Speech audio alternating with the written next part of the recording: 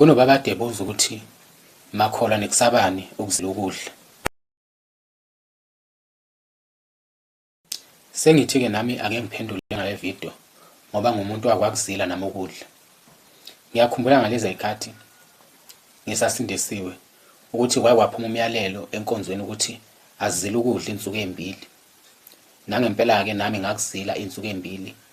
Kodwa ekuzileni kwami ukudla kwakungavumi ngithandaze ngenxa yokuthi ngangilambile. Yayingekho inhliziyo yokuthandaza. Kwathi kushaya isikhathi sokuba kuphume ukuzila ukudla. Ngithi ngiyazama ukudla isipuni sasengithunuka la mankankeni kungasadle ngisho ukudleka.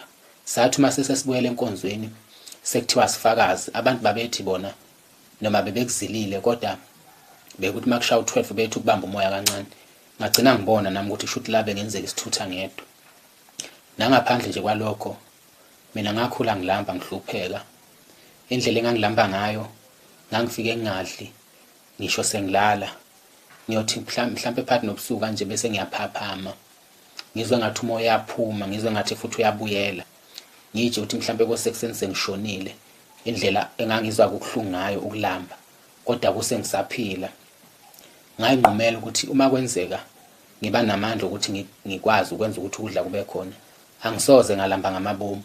Uma ukuthi umthandazo wami uNkulunkulu akawemukeli ngisuthi, ngiyokwemukela lokho ukuthi uNkulunkulu akawemukeli umthandazo wami.